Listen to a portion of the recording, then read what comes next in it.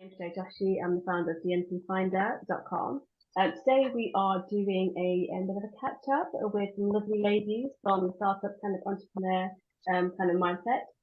We are part of the 12 Ronnies network, and we are promoting aspiring female entrepreneurs starting their new businesses and startups and need a bit of assistance and resource and knowledge to kind of grow their business going forward.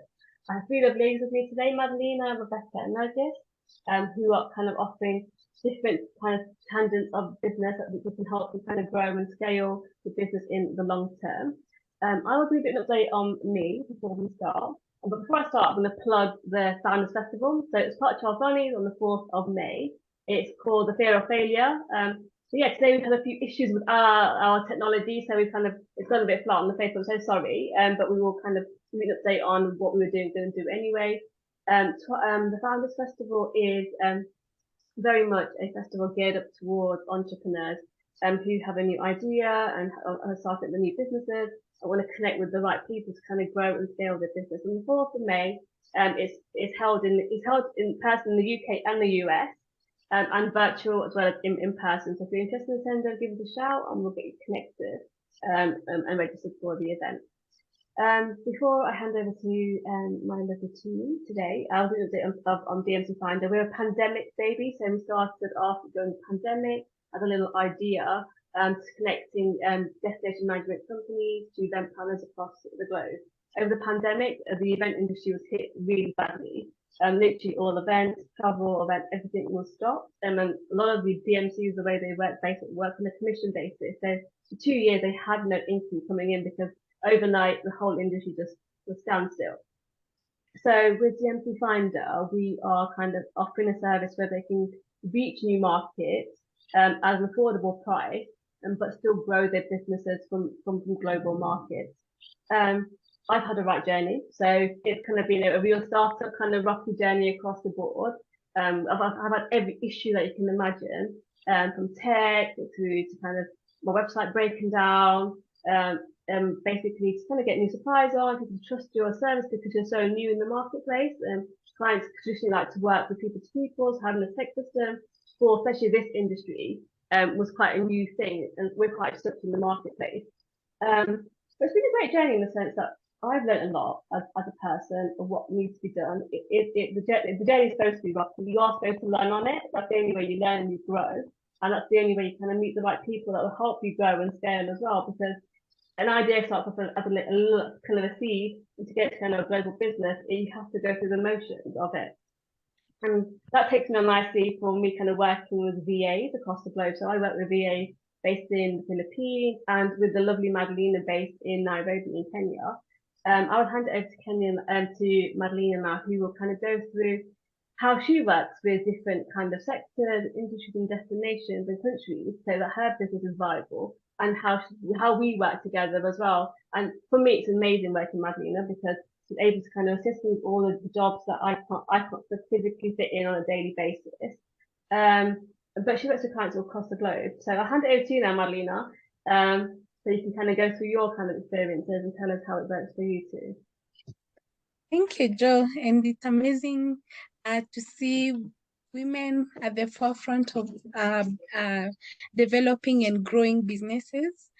And as a VA, as an international VA, I can say it has been an amazing journey working with entrepreneurs. And it just happens that since I started this business, all my clients have been female founders. So it's just it's a coincidence, but it's also amazing working with women and bringing them at the forefront of entrepreneurship. So what I do is I started working as a VA during the pandemic. Of course, I was working previously in the agricultural sector, and based on the climatic changes and all that, it really affected businesses and we had to close the company. But now I was just at home and wondering, what else can I do? Then it came to my realization that with my experience working with startups, because I think from the years of experience that I have had has been just working with SMEs and startups. So I realized that there's a niche. I love working with people just to bring out their ideas to action, to work with visionary leaders, people who have the idea, they have the whole thing planned out, but they don't know how they can actualize it. So, and based on the fact that I'm very good in actualization and organization, I started now working with one Kenyan lady who is also in the international business. She had founded two companies, one in the UK and one in Canada. So you can imagine how hectic it is to manage both businesses. So we started out with just laying out the foundation of the business, and we scaled up till I saw the company has had first revenue until now. She sold the two companies. She sold it, I think it was last year. Then from there, I've worked with different clients, different industries, from tech to agriculture to human resources, and it has been an amazing journey. So what I do is probably to take you through some of the services I offer. One is personal assistance. So most of the times entrepreneurs will have so much to do. Some will have a job, a day job, and then entrepreneurship on the side. So there's a lot of work to be done. And of course, a lot of things that are not very exciting, like data entry, lead generation. There's also a lot of organization, email management, and all that is what now I'm able to come in and help you do. Sometimes to an extent of scaling the operations, in that if you want to expand your business from just the market that you had your focus in, or when beginning the business. For instance, if you're in UK and you want to expand to US or in Africa, I come in along and help you now scale up these operations by finding new markets, by finding you an office if you need one, and also now things to do with daily logistics of the business, like scheduling meetings, booking flights, and all that. And some of the things that have come to pick along working with especially new founders is mental health, which is an issue that is commonly ignored. So I've become very, I would say, enthusiastic about mental health and starting a business. So what I've been doing with entrepreneurs is, like, I've been offering a service on listening. You just call me and I listen to whatever, if it's ranting, if you have to just say how frustrated you are about a client, I offer that listening ear. I don't give an opinion, I just listen, and you're good to go, because talking it out is part of establishing a good mental, I would say, mental self-care, because in entrepreneurship, it's not easy. The first few years, it's never easy. And I'm so sure you ladies can relate to this. It's never easy. You get a client, you deliver your best, but still there's some complaint and you're really frustrated, wondering, is this course what I really wanted? And you're like, do I look now for a job and quit entrepreneurship? And it's never easy. So sometimes self-care is important. And I have worked with different clients, not even just listening, even establishing a self-care on meditation, on journaling, and that. Yes. I was going to ask you, so how does that work then with the entrepreneurs calling you for the listening part of their service? That's a genius idea. And I can vouch for the ladies as well. It's how someone just to sound off on a daily or a weekly basis is amazing, because sometimes I sit in my office by myself and it could be a whole week before I see another human being kind of part of my industry. So having a service like that would be a really kind of amazing kind of a let off steam kind of an hour, like once a week, just to say, I went through this, because you just want to kind of let it out, don't you? You don't really want to like a therapy. Get any feedback. Yeah, exactly. No outback, or no kind of their opinions. It's just, I want to say what I want to, what I'm thinking, and let it out there and move on. So do you have Yeah. a lot of clients that come to you to do that? Yes, I do. Even physically here in Kenya, they will just tell you, I want us to meet in a hotel where no one knows me. I also don't know them, and they will give me a pseudonym, and I don't know them, and I can't have access to maybe their social media. So we just meet for even 2 or 3 hours. They talk. Sometimes they will ask for an opinion, sometimes they won't. So it's okay. I mean, I'm just there for the offering my ear, and yeah. That's amazing. Yeah. So basically working with and especially now female entrepreneurs who I have a lot of experience with. I have also learned how to manage, I would say, a schedule, because scheduling is also important. Having a routine is very important in building a business. So personally, my routine is just waking up, having some time to, I normally call it a devotion for 30 minutes. So for me, I'm a religious person, so I will maybe pray and read the Bible and then meditate a bit and write and journal. So I normally like to journal. I have a very big book where I have journaled every day what I'm grateful for, what I'm planning for the day, and what I'm hopefully looking to fulfill at the end of the day. Then after journaling, that is about 4 to 4:30 a.m. Then I go exercise up to 6 a.m. I'm ready for the day. Then traffic is crazy. If you live in a metropolitan area, traffic is normally very crazy here. So I'll take 1.5 hours from my home to the office. Then a whole day of working. My day job is normally I work with training managers, and I help them do the trainings, organize, and also business development. I also do help out with recruitment and all that. So I also have a very wide experience when it comes to human resources. Then I work from around 8 or maybe 7 if I'm lucky to get to the office early. So by 8, I'm started off for the day up to around 5 or 6. I leave the office, I'm at home by 7, have my dinner, and just go through the news, what has been going through the day, whether it's for myself or for my clients. Then at 8, I'm settled up for my clients' jobs, which I work to around 12 midnight. Sometimes it goes crazy up to 2 a.m. And that is my routine. But now, when it comes now to building a routine for my clients, it's totally different. It is dependent on the work that my clients have. For instance, I would give an example with Jo.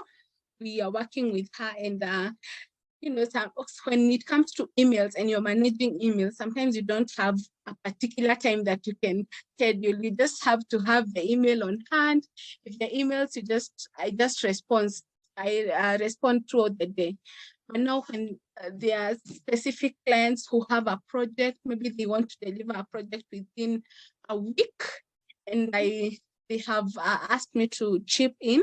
So I'm able now to dedicate whether it's 3 to 5 hours per day for the whole week, just concentrating on what they have. So basically that is me working as a virtual assistant. I have worked with people from across the world, in Africa, in UK, in US, in Canada, in Germany, and recently I have worked with Indian and Chinese, just people looking to enter the African markets. So I don't know whether there's a question, Jo. I have a question. How do you survive on 4 hours sleep every night? It's a great question. One is coffee. Crazy. Great One. mindset.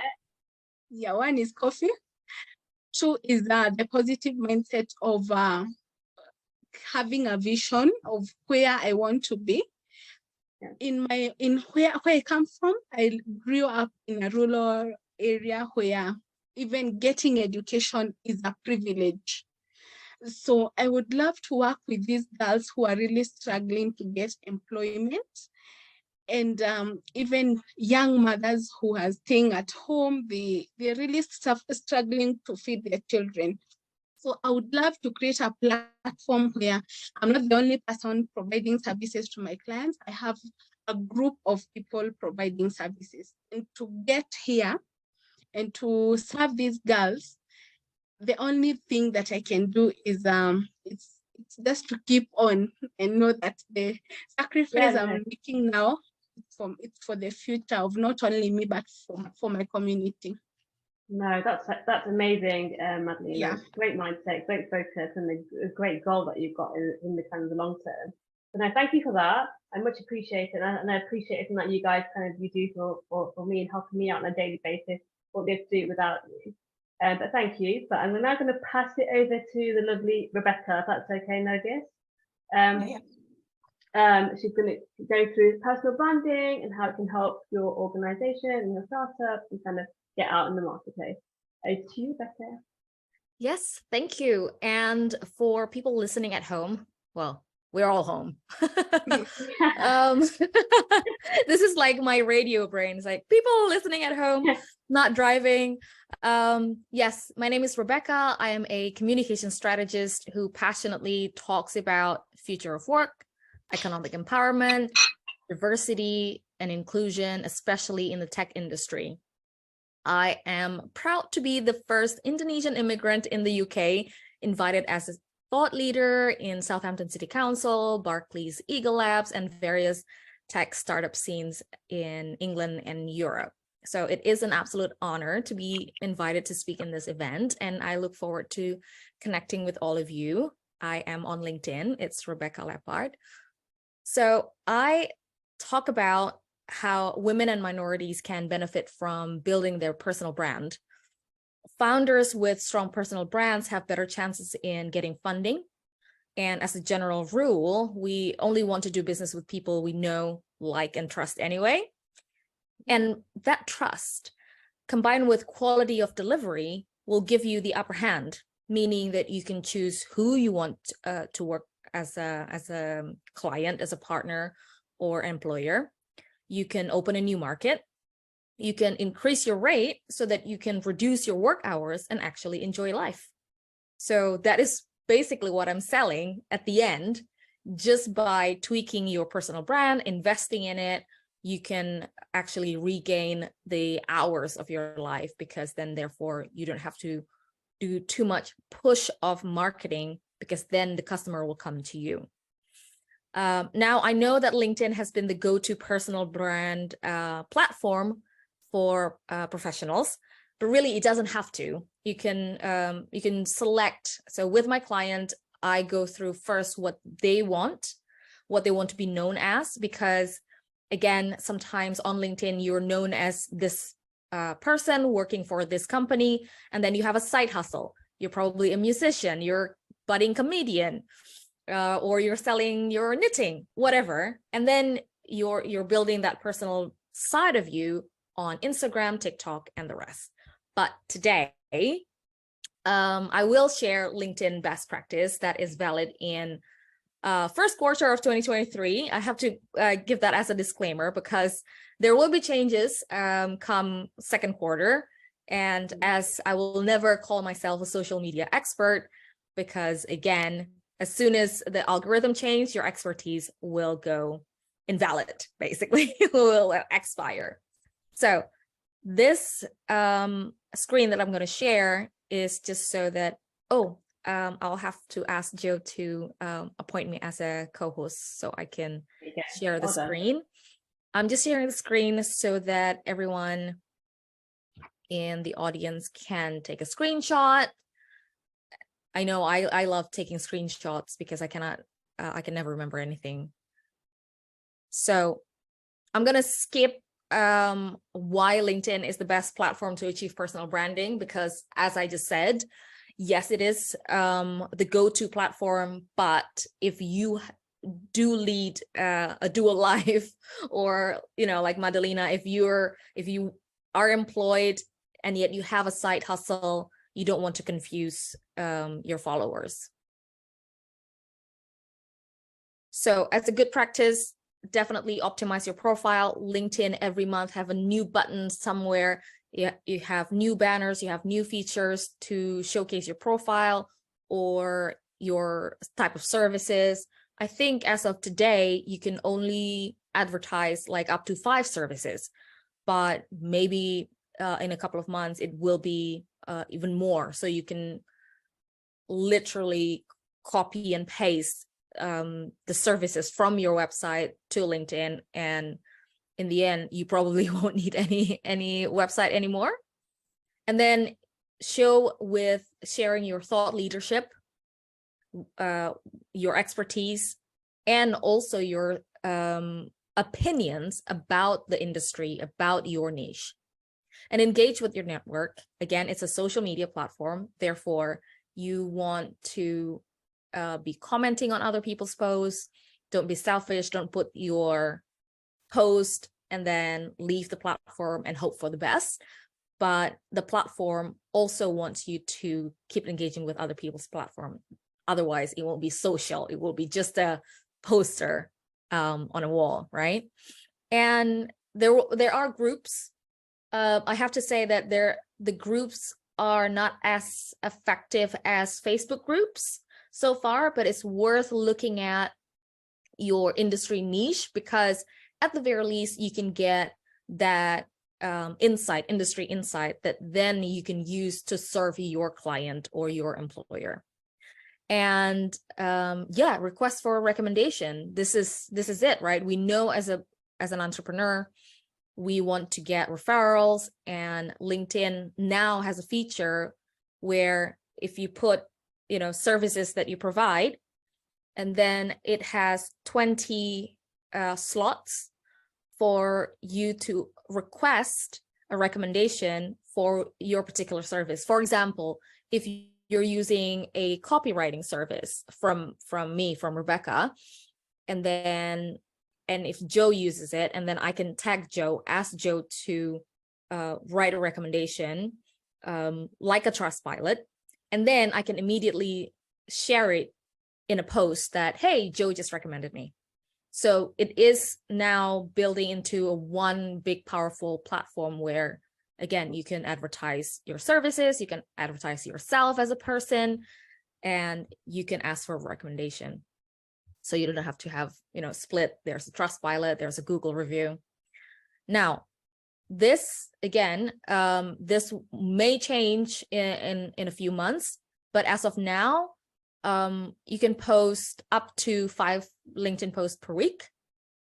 Selfies are actually recommended because we want to see more of a personal touch. So not your stiff passport-like photo or your professionally taken headshot, which is great because now we don't have to invest so much. We don't have to hire a professional photographer to take 500 pictures for us to use for the rest of the year, right? We can take a selfie in networking events. We can take a selfie when we meet with our mentor, for example, and then tag her and get her audience to also see you. So that's immediate expansion. Long text is preferred. So we can always have another session about how we can then, even if we have an idea, just like 2 sentences, and then we can use ChatGPT to expand that idea. And the reason why long text is preferred on LinkedIn is because generally the platform would like its users to stay in the platform for a long time. That's every single platform, because then they can claim to the advertisers like, look, our users actually spend at least 2 hours a day on our platform. And PDF is a good format as well. It's a good break from a long text format. Long text would look like half a blog or a third of a blog post. So PDF, and it can go to hundreds of pages, by the way.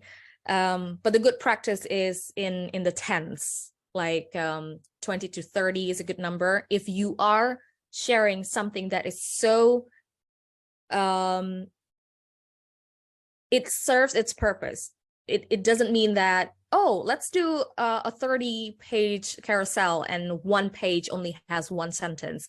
That also can be annoying because then you have to scroll just to finish one article. But if you have like for example, Joe's business, here are the 20 best restaurants to visit when you go to the Arabian travel market in Dubai. Then when you go there, oh, Joe has given me a list of 20. And then people can download that list, by the way. So you can put your branding on it, your logo, your face. So as people are scrolling, guess who's top of mind? It's Joe's face, right? And here are the 4 things that are not highly recommended. It's not like you are not allowed, but it's not a good practice. Okay. And the next bit is, of course, people ask me, so what do I need to write? And it's so funny because each of us have so much insight and have so many opinions when we are being prompted. So I work with my client to get these things out, these 3 things that I'm talking about, the educational posts, the testimonials, how they work with their clients and their personal journeys. So when I work with a client, I actually interview them to get that knowledge out, to get that story out. And then I write those nuggets of knowledge and that mini stories for them. But the content is actually from their own experience, their own brain. I'm just almost like the ghost writer. And then I will tidy it up using AI so that it looks nice. And because English is not my first language either. So AI will take care of the grammar for me. And then suddenly, my client will say, I do have a lot of things to say, right? So we just need prompts. There is also a service out there. I can't remember the name of the company, but their company, what they do is to send out prompts, like literally, hey, don't forget to post about your workout session this morning. So that is their whole business. That is just to show you how personal branding is definitely the future, and B, we all have content inside of us. We just need to be prompted and triggered in a good way. And here's the thing that people often forget on posting. We should end it with a call to action. And the call to action doesn't have to be like, buy this for me or book now. Of course, if you are promoting an event, yes, sign up today. But when you're telling a story, your personal story, your failure, your business failure, and what you've learned from it, then you have to empathize with your audience. At the end of the post, the audience will think, all right, so what? And then you can then say either follow me for more of this failure Friday story, for example. And people like that. Misery loves company. And we're all, despite our mascara, we're all miserable. It is England, first of all. The weather is miserable.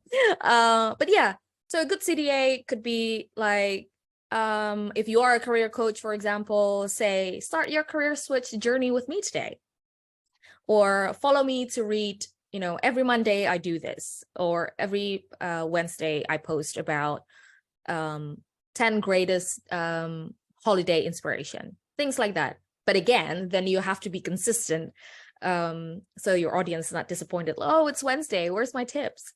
And yeah, you can also then tease your audience with like a freebie or a free trial, things like that. This is the one thing that a lot of businesses complain like, but Rebecca, I don't have any conversion. Well, did you invite?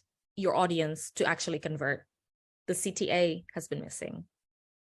So that is my the QR code to my LinkedIn.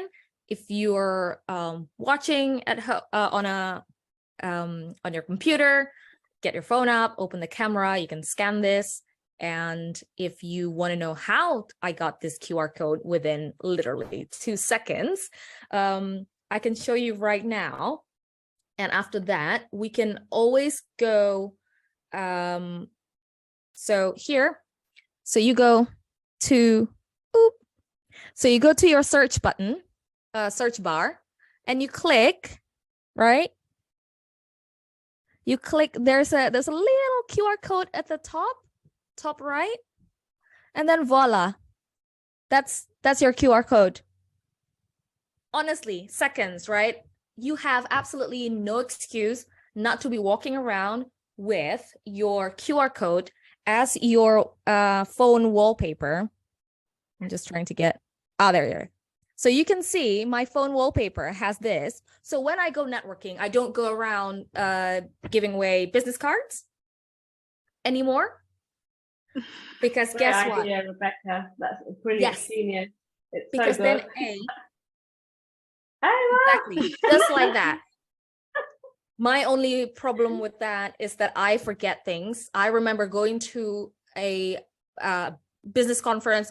I invested a lot in printing a flyer with the QR code, and I left it. I bloody left it at home. Oh, but no. you will never leave home without your phone. So that's how I just hack my own clumsiness. So I have it as a wallpaper of my phone. So when I talk to people, I immediately just lift it up, have them scan it. And if the situation is not hectic, I would immediately actually send them an email, a message on LinkedIn, just so that when I come back home, because follow-up is also our biggest weak link, right? We meet people, we forget to follow up. So what was the point of the networking event, right? So if I send a message like, hi, nice to meet you just now. And then tonight or tomorrow, I can go back to my messages and say, oh, I did meet with this person. And then I can continue the conversation there. Yeah. So like, hi, if you remember over coffee or over booth XXX, we talked about how we could partner. Can we pick up on that? And so on. So there it is, my speedy lecture about LinkedIn. And please, if and when we meet next time, or in this particular event that we're going to do in a couple of weeks, come ready with your questions, and I'll be here to answer your burning questions about personal branding. Thank you so much. Thank you, Rebecca. That was brilliant. That was so good. Thank you for all those tips as well. I think I'll use a few of them as well. I've noted them down as you've gone through them. So thank you very much for that. So appreciate it. I will now kind of pass you over to Nergis, unless anyone's got any questions for Rebecca before we start. Probably I could just ask one question to Rebecca, because I offer social media management as one of the services. And one thing I've noticed with clients is cloud chasing, where they are copy pasting a post based on the fact that it had so many responses or reactions from their audience. So, and they write at the end, copied. I have seen a lot of that, and also a lot of resharing of. I know you've said we don't share videos, but a lot of resharing. Maybe a video that was interesting, it's reshared. Yeah. What could you say about that? About the resharing? Well, first, the rule of thumb is with any communications is do what works with your particular audience. You know that when you're talking to, we all have girlfriends. Yeah. And we know that there's a girlfriend that you can immediately say, hey, girl, stop wearing that necklace. It's ridiculous. And there are other girlfriends that, maybe you should do this. So we always tailor. That's one. And two, about like videos, for example, the reason why video doesn't work so well on LinkedIn particularly is most people put their YouTube link directly on there.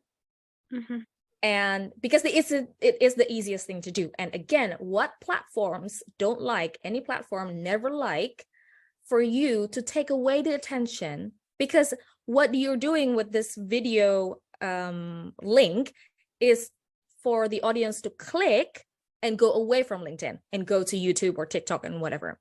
So if you do want to do video, do it organically, upload it onto the platform as opposed to the link, so that they so you will have to do a bit of a homework of editing the actual YouTube post or YouTube video and make it like a 60-second video as a preview. And then on the comment section, remember I said don't put link on the post. On the comment section, you can say, hey, if you like that clip, this is the extended version or the complete version. Here's the link. So that is a way around it.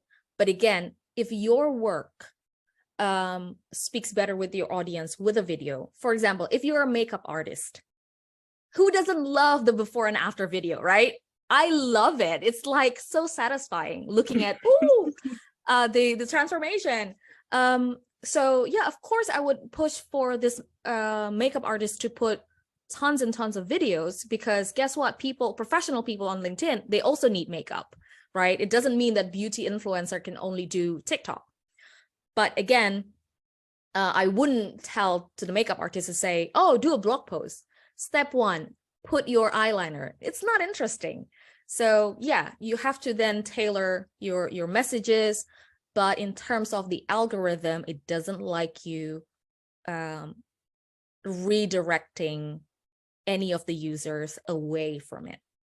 Thank you. Thank you. Thank you, Rebecca. Thank you, Rebecca. Over to you, Nergis. Thank you very much. And thank you, ladies. I've definitely learned something. And also, yeah, shout out to the QR code. You're absolutely right, Rebecca. We designed these business cards. One business card is all you need. And what's also fascinating before I get started is we've been to innovative, like startup-led events as a team where we've produced this business card, and people have gone, oh my gosh, that's some innovative, in a space where there's like tech innovation. And like you should be doing PR already. People are still dishing out old-fashioned cards. So yes, QR is the way forward. Hello, everyone. My name is Nergis. I go by a lot of different variations of my name, but it is Nergis. And I'm honoured to be invited to this session, quite frankly. I'm honoured to be in this lovely company. And Joe invited me to be a part of this launch event for this fabulous female founder community. And as you'll see, I'm going to kind of take you through a little bit of an insight into who I am, what I do, what my team is involved in. As you'll see, there's one common thread that runs through every single thing I do every single day, which is support for small businesses and startups. So it's founders that I'm speaking to each and every day, which is why I was delighted to be a part of this community, because the whole ethos behind this community is help. Resources, where do you go to find the help that you need, the trusted help you need, particularly for females. I think we'd be wrong to say that it's, we get the same sort of level playing field as men. The stats don't lie, things are a bit more challenging. We do have different things that we face as women. So the more we can do to support women, women supporting women, I'm happy to be part of this group. So I'm going to hopefully share this slide. I hope you can see that. Yes, good. Let's make that a bit bigger. As you can see, I wear a lot of different hats. The main sort of thing that runs through, as I said, is the support for business owners and founders. So as Rebecca pointed out, I am on LinkedIn and I love LinkedIn a lot. I think it's a fantastic resource when used the right way. I'm also on Twitter as well. as various other social channels as well. But those are the main two places to find me, so do get in touch. So starting with Blazon. We started Blazon just over 3 years ago. And it was myself and my co-founder. We'd launched several businesses together.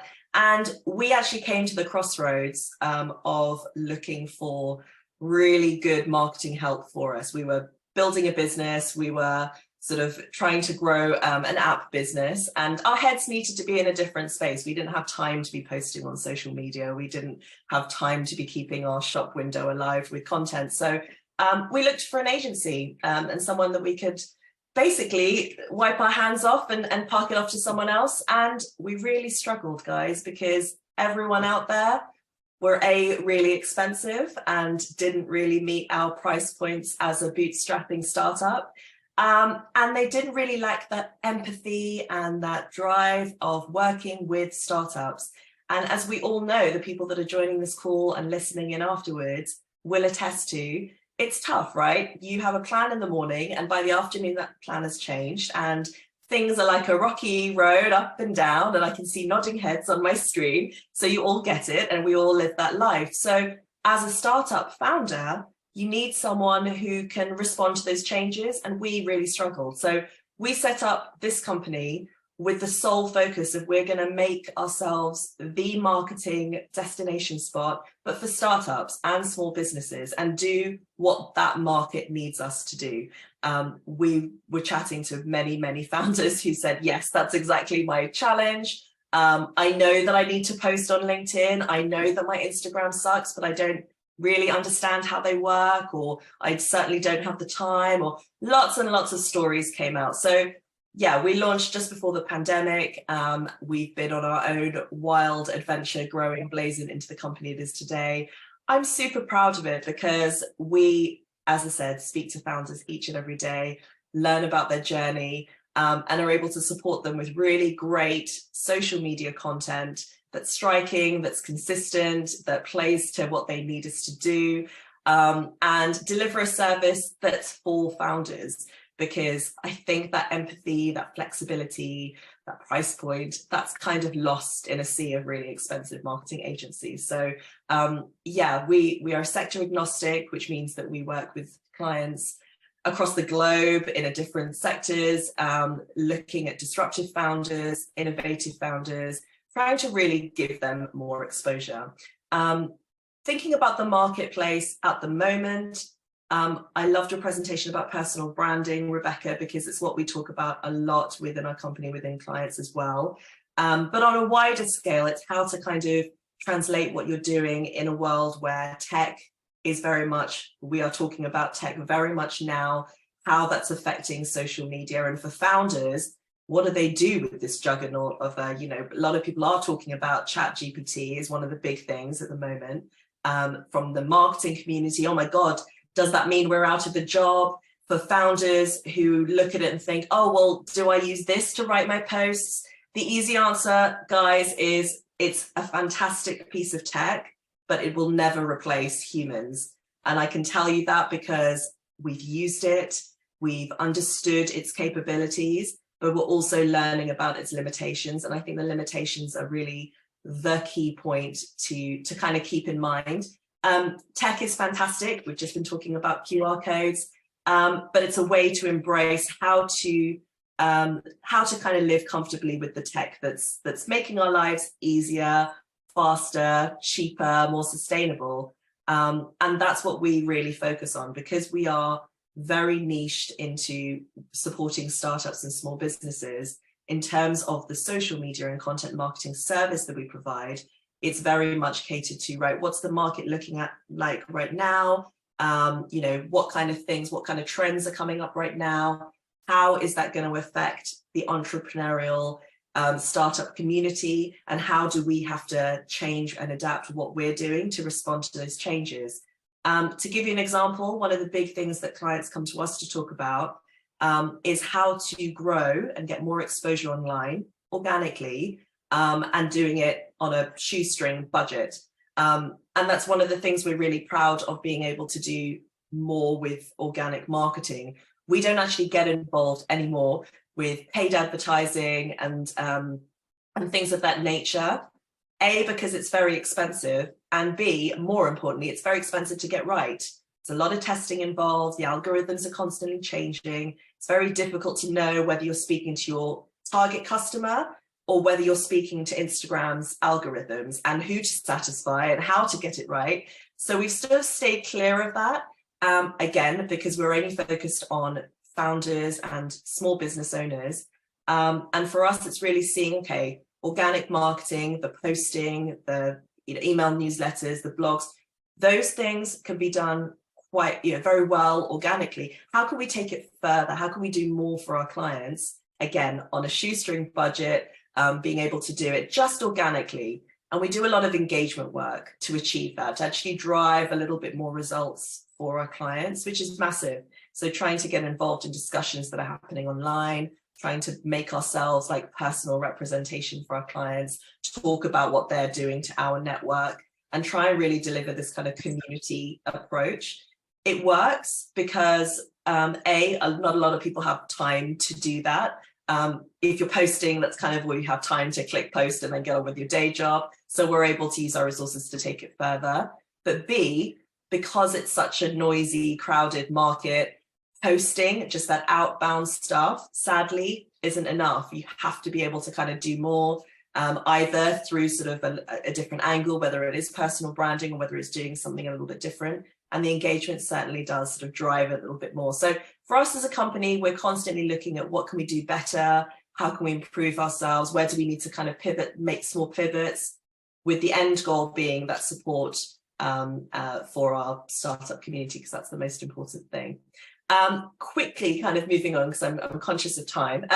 We also launched a podcast about 2 years ago called Let's Talk Startups. Clues in the name. It's all for startups.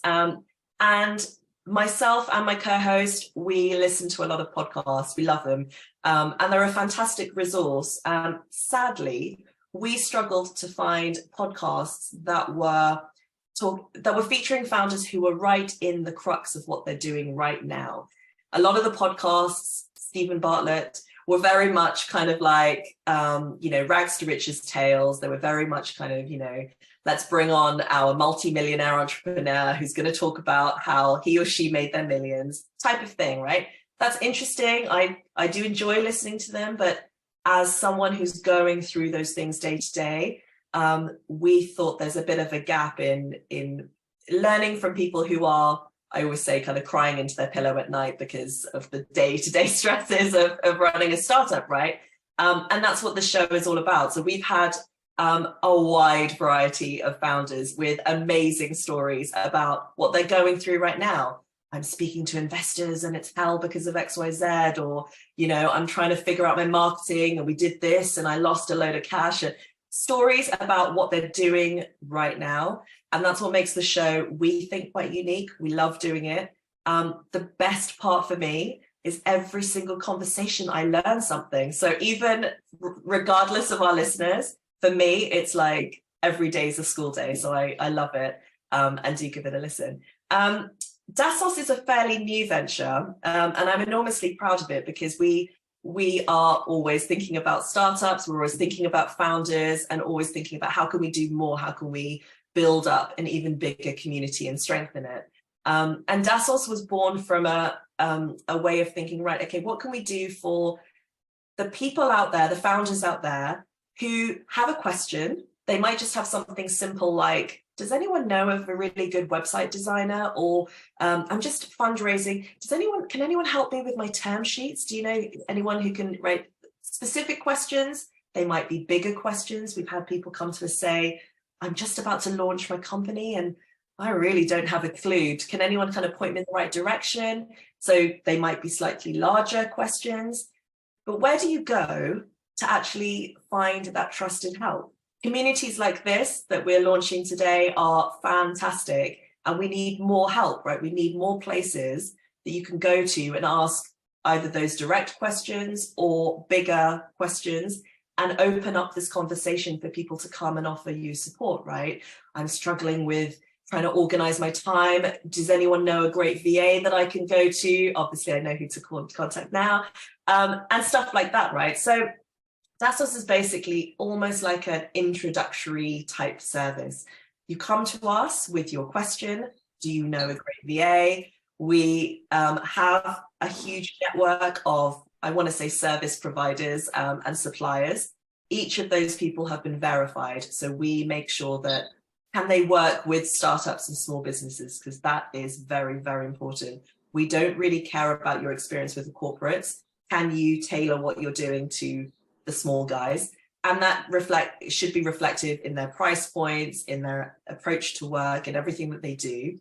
And once we have people that we feel are a good match for what you're looking for, we make those introductions for no charge, no fees, because it doesn't make sense. This is about helping, this is about supporting. The company's monetized by offering a small commission on the supplier end. Obviously, it's a business. And it's just a way of offering support, right? It's just a way of being able to go to somewhere that you can trust, and you know that if I give you a name, if I make you an introduction, it's warmer, it's more tailored to what you're looking for. There's more trust, right? There's a bit more credibility of kind of, you know what, I think that's actually going to help you.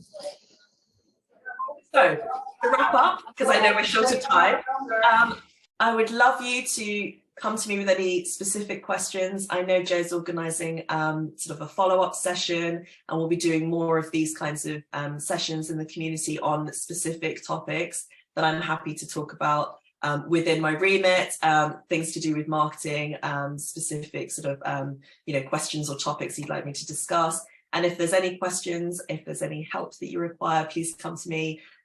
Myself and my co-founder, we've been in the startup game for a very long time. We always talk about this sort of black book that we sort of have of lots of people that we know and we trust. So if I don't know the answer, if I can't point you in the right direction, I'm pretty sure I know someone that can. So thank you, Joe, for inviting me to this group and allowing me to be a part of it. And I would love to meet more of the community as time goes on. Thank you, Nergis. That was brilliant, actually. That was really, really informative. And again, I think I learned a lot again from you kind of going forward. I think we'll have a conversation shortly. But no, that was really good. Thank you.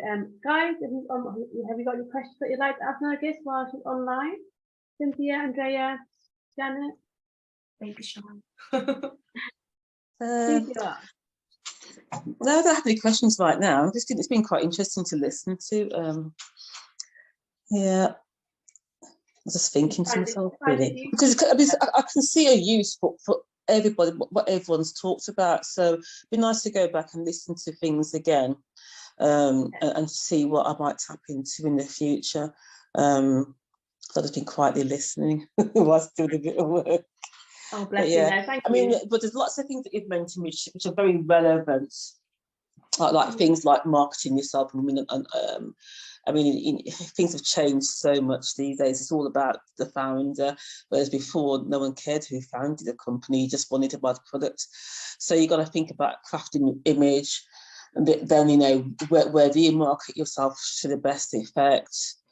And of course, cheaply, because it does cost a lot of money to do marketing and advertising if you don't pick well.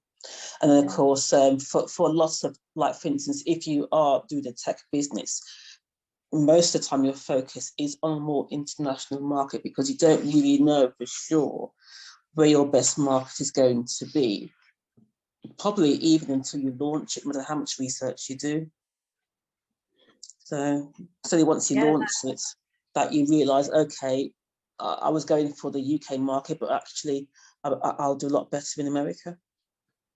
So yeah. No, I absolutely agree with you, Janet. It's all kind of pivoting and updating as you go along that whole kind of startup journey, isn't it? Yeah, and I do think it's important as well to like encourage people, because it is an up and down journey regardless of your approach to it, because the amount of things that I've gotten in the way of restarting so many times, because life has gotten in the way. My dad had cancer, my dad died, I'm doing probate, so my brother's ill, my kids have, it's just like one thing after another, but you have to keep on focusing on what your end goal is, because you can always rejig later on. And certainly with tech, it's more about waiting for your right moments. This is the right time to definitely work on your tech venture and then launch it in a couple of years' time. So I would, I would encourage anyone to go for it, regardless of what's happening in their lives. Oh, wow, that's really inspiring, actually, Janet. Kind of your mindset, amazing, and that focus is fabulous. Keep going forward. I always say the same, actually. You have to keep going forward. You can't look back, because if you've got a goal, it just takes time. Rome's not built in a day, is it? And things do happen, like you say, during life. Things come up, and you just have to keep going. And I think your end goal keeps you going. That passion keeps you going. That you want to make sure that it's kind of successful. But thank you for that. Appreciate it. Andrea, do you have any questions?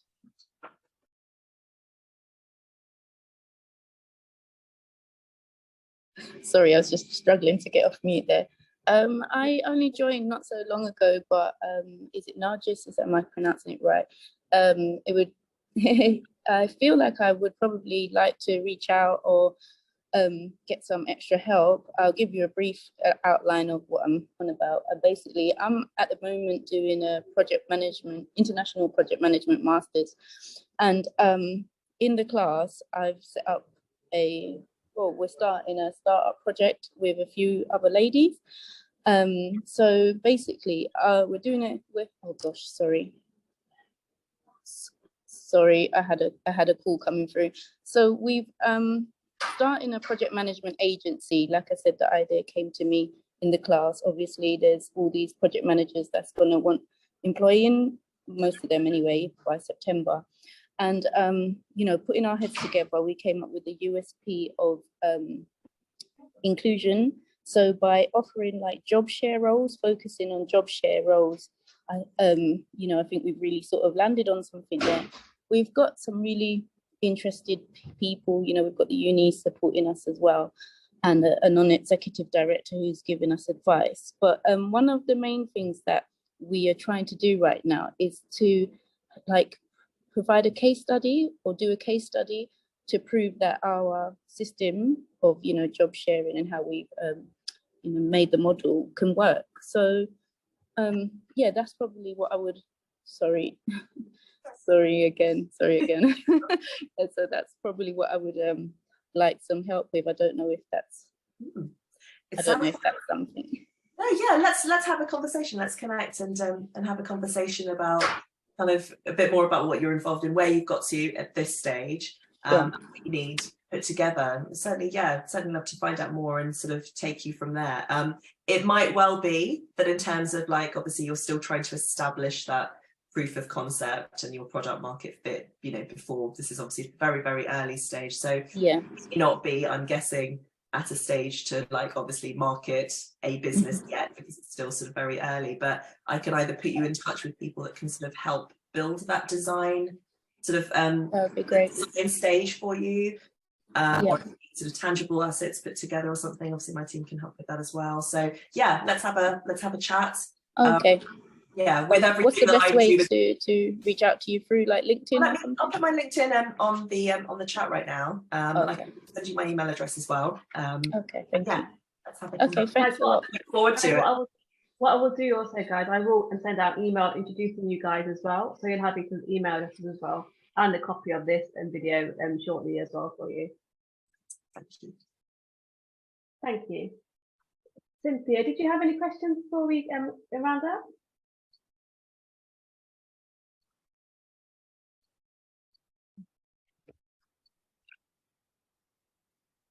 I don't know if people can hear us, but no, okay, that's a no. But thank you guys, everybody, for your time.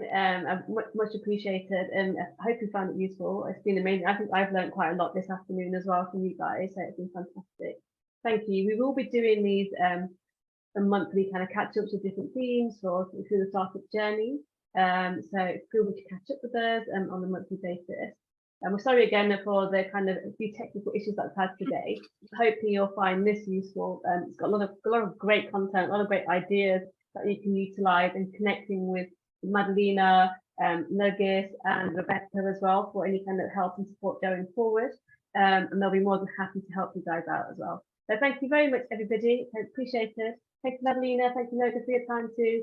Sorry again for the issues that we had earlier today, but hopefully next time that won't happen again. Thank you. Noga, can you hold on 2 seconds as well? If that's okay. Thank you, guys. Thank you, Janet. Thank you, Cynthia. Thank you, Andrea. Thank you, Madalena. I'll catch up with you as well later, but Andrea, I'll give you a buzz shortly. That's okay. Okay, thanks for that, guys. Thank you, guys. Appreciate it. Bye.